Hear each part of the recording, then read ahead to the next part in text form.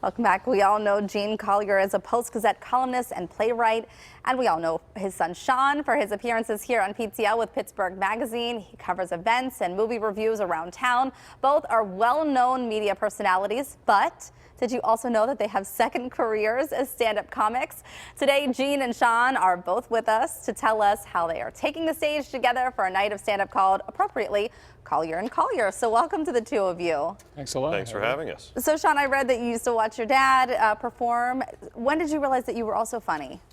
I'll let you know when I realize that. No, in high school, I would go to the Improv to see him with Billy Gardell, because you worked a lot with Billy Gardell. For Billy a couple times. Yeah. And then I did a little bit of improv comedy in college, and I came back home, and now improv is everywhere, thanks to Arcade and other organizations. But at the time I came home from college, there wasn't a lot of improv going on, so I gave stand-up a try and just used all I had observed growing up to try to get it right. And after a number of years, I figured a few things out. You have to show them a few things, Dad. You know, it's fun. I always tell people, you know, when you write for the paper and you're trying to be humorous in print, you never really know until someone comes up to you maybe a couple days later and says, "Oh, I read that. That was funny." You know, but in the meantime, you don't know. When you're on stage doing it, you know right away you're not funny.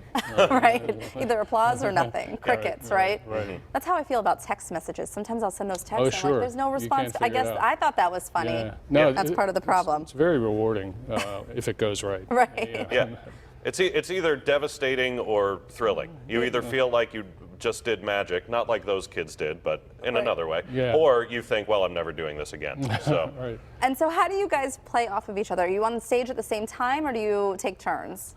No, we usually, you know, I usually follow Sean. Oh, okay. And you know, Sean always describes it as if you like someone to tell jokes and then someone to come out after him and tell jokes in the exact same voice, right. This is the show for you. Yeah. Yeah. Slightly different generational perspective. Other than that, if you fell asleep during my set and woke up during his, it would be very confusing. I aged a lot over the course of that nap. And so where do you guys get your inspiration? Well, a friend of mine, Tammy Pescatelli, who I've opened for a long time, a lot of times says, she gets asked that question a lot, and the answer is, I wake up. Right. That's what happens. I just watch what happens, finding. I need to wait to be angry about something. And then that's where you're... I'll be really mad, and while fuming, I'll think, maybe I could make this funny. That's how it happens. I understand that you used to tell jokes a lot about Sean. Do you still do that? I have an extended bit about taking Sean to X-Fest when he was 13. Oh, that's embarrassing. Seeing all the bands. You know, X-Fest is really a great family thing. Sure. It's 12 hours of people puking and overdosing. It's really nice. He and his brother took me there. We saw all the bands, you know, day after, you know, just hour after hour.